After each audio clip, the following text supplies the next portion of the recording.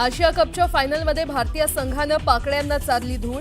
9व्यांदा आशिया cup विजेता होण्याचा भारतीय संघाला मान. देशभरात जल्लोषाचं वातावरण.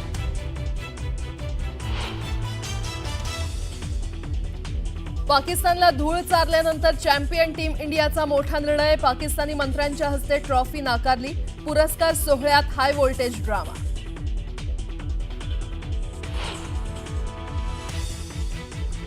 भारतीय गोलंदाज जसप्रीत बुमराहनं हारिफ राऊतचा उतरवला माज. विकेट्स घेतल्यानंतर विमान पाडल्याचा इशारा करत दिलं जोरदार प्रत्युत्तर.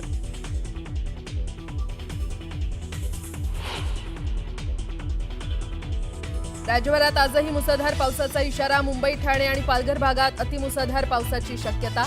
मराठवाड्यातही पावसाचा ऑरेंज अलर्ट. नागरिकांना सतर्कतेच्या सूचना.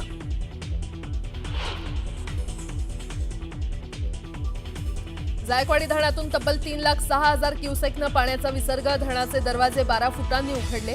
मोठ्या प्रमाणात करण्यात आलेल्या विसर्गामुळे गोदाकाठच्या गावांना अलर्ट जारी.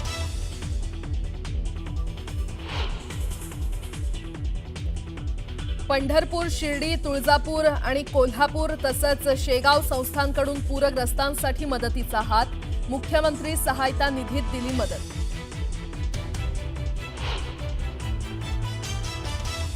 आणि ऑनलाईन गेमिंग प्लॅटफॉर्म प्रमोशन प्रकरणी ईडी लवकरच करू शकते. काही क्रिकेटपटूंची संपत्ती जप्त.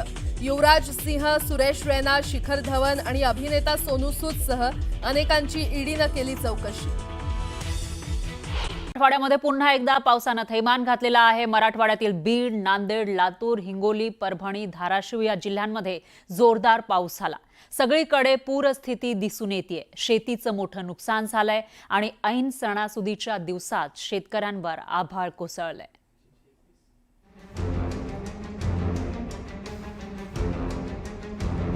मराठवाड्यात पावसाची अवकृपा. यंदा लयच पाऊस झाला खूप. त्याच्या अवघाने पूर्ण नुकसान झालं ना. लुस्कान होऊन शनी पुन्हा नदीला पाणी वाढत राहिले आणि पाऊस काही दम काय नाही. पूर परिस्थितीनं शेतकऱ्यांचं प्रचंड नुकसान. सलग चालू आहे ते पूर रोजच चालू आहे. 15 दिवस झाले सारखे पूरच आहे. सारे पिकाचे नुकसान झाले. तर ऐन सुगीच्या दिवसात हाती काहीच नाही. किंवा आम्हाला म्हणजे आत्महत्या करायची वेळ आलेली आहे. गेल्या 2 दिवसापासून झालेल्या मुसळधार पावसानं बीड जिल्ह्यातील मुर्शदपूर, लिंबा, रुई गावातील शेतात गुडघाभर पाणी साचलंय. कापूस, सोयाबीनसह खरीपातील इतर पिकं वाहून गेली आहेत. इतकी भयानक परिस्थिती कधीच येणार नाही आणि आली नाही आणि येऊ नये कोणावरच. मायबाप सरकारने थोडी जर मदत केली तर शेतकरी वाचेल. शेतकरी वाचला तर बाकीच्या गोष्टी होताला. आणि इतके काही भयानक परिस्थिती सांगायसारखीच राहिली नाही. बीडच्या आष्टी तालुक्यातील मेहकरी नदीला पूर आल्यानं पुंडी गाव पाण्याखाली गेले. गेलेले शेतकऱ्यांचं तोनात नुकसान झालेलं आहे. कोणाचं मोटरा वाहून गेलेले आहेत, कोणाचं सोलर पंप वाहून गेलेले आहेत आणि पिकंही पूर्णतः पाण्याखाली गेलेले आहेत. नदीकाठच्या ज्या लोकांची जमीन आहे त्या जमिनीही वाहून गेलेल्या आहेत. माझी प्रशासनाला एवढीच विनंती आहे की आता पंचनामे करण्यापेक्षा सरसकट सर्वांना नुकसान भरपाई द्यावी अशी माझ्या शासनाला नम्र विनंती आहे. जोरदार पावसानं बीडच्या बिंदुसरा नदीनं रौद्र रूप धारण केलं असून नदीवरील पुलावरून पाणी वाहत असल्यानं 10 गावांचा संपर्क तुटलाय. बिंदुसरा, नारदा, करपरा नदीला पूर आल्यानं शेकडो एकर जमीन पाण्याखाली गेली आहे. आमचा काय कापूस 20 एकर असेल. अच्छा, किती खर्च केला होता?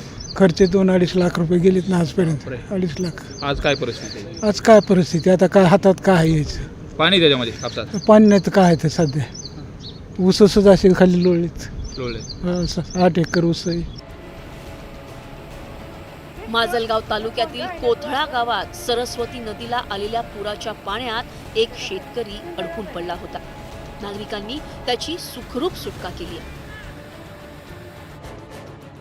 हिंगोलीतील देवठाणा शिवारामध्ये तोडणीस आलेल्या झेंडू फुलांच्या शेतीचं मोठं नुकसान झालंय. ऐन दसऱ्याच्या आधी झालेल्या या नुकसानीनं शेतकरी हतबल झालाय. आमच्या शेतीचं एवढं नुकसान झालं की आतोनात 100% आमचा झेंडू गेलेला आहे. आणि शेतकऱ्याला मदत सरकार फक्त 8-8.5 हजार करते. आम्हाला लावगणीपासून आतापर्यंत खर्च जवळपास 50-60 हजार रुपये आलेला आहे. उद्या दसरा आहे, आज हार्वेस्टिंग करायची होती, तोडायचा होता झेंडू. एवढं मोठं नुकसान झालं की आतोनात. तरी बी मी शासनाला अशी विनंती करतो की आम्हाला कमीत कमी 1 लाखापर्यंत हेक्टरी मदत द्यावी. हिंगोलीत झालेल्या पावसानं कयाधू नदीला पूर आला. या पुरामुळं कळमनुरी तालुक्यातल्या शेवाळा गावातील घरांमध्ये पाणी शिरलं. अजून इशारा देतात की अजून 2 दिवस पाऊस यायची शक्यताच आहे. मग आता आवराव खावाव कुठं, काय करावं काहीही समजेना झालं. तर आम्हाला कसं करावं, काय आम्हाला खाया पियायला काहीच नाही. आतापर्यंत आमच्या घरात खूप नुकसान झालं. गहू तांदूळ रेशन जे घरात होते ते खराब झालं. आम्ही फेकून दिलं. आमच्या लेकराचे लहान लहान वह्या पुस्तकं कपडे सगळं भिजून टाकून दिलं. आता आम्ही उपाशी आहोत कालपासून. नांदेड जिल्ह्यालाही जोरदार पावसानं झोडपलंय.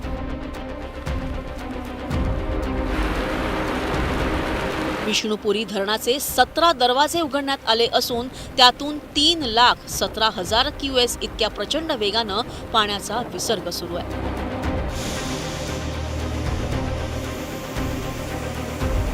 नांदेड शहराजवळील आसना नदी ही पुराच्या पाण्यानं दुथडी भरून वाहत असून आसना नदीकाठची शेती पूर्णपणे पाण्यात गेली. या नदीला सध्या समुद्राचं स्वरूप आलंय. नांदेड शहरातील सखल भागात पाणी साचल्याने नागरिकांचं तात्पुरत्या निवारा केंद्रात स्थलांतर करण्यात आलंय. या निवारा केंद्रात मूलभूत सुविधा नसल्याचीही तक्रार केली जाते. आम्ही उड्या मारून आले. असं आमच्यामध्ये घरामध्ये संपला कमरे इतकं पाणी आहे. आमचा सगळा पसारा वाहून गेला. आम्हाला काहीच बी नाही. आणि इथं जरी आल्या तर इथं आम्हाला चिलटामध्ये बसवलेलं आहे. इथं संडासची सोय नाही, कशाची सोय नाही, लाईट नाही, कशाचीच नाही. बिमार माणसं जास्तीच बिमार झालेले आहे सर. माझे सासू सासरे आहेत. 70 वर्षाचे सासू आहे आणि 80 वर्षाचे सासरे आहेत.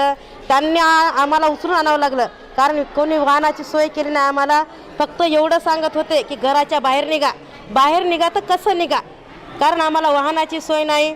आम्ही आमच्या सासू सासऱ्याला खांद्यावर घेऊन आलो. लातूरच्या मांजरा धरणाच्या पाणी पातळीत वाढ झाल्यामुळे धरणाचे 6 दरवाजे उघडण्यात आले. नदीपात्रात 43,516 क्यूएक्स विसर्ग करण्यात येत असल्यानं मांजरा नदीला मोठा पूर आलाय. तिकडे धाराशिवमध्येही मोठ्या कष्टानं पिकवलेली केळीची बाग पुराच्या पाण्याखाली गेली आहे. केळी वाचवण्यासाठी शेतकरी गळ्या इतक्या पाण्यातून जाताना दिसत आहेत. ही केळी पाण्याबाहेर काढण्यासाठी ट्रॅक्टरचा वापर करण्यात येत असून शेतकऱ्याला मोठा खर्च होतोय. दुष्काळी मराठवाड्यात सर्वसाधारण मध्यम पाऊस पडतो. यंदा मात्र कमी दाबाच्या क्षेत्रामुळे कमी दिवसात जास्त पाऊस झाला असून या पावसानं मराठवाड्यावर अवकळा केलेली दिसतेय. Bureau report, news 18 Lokmat.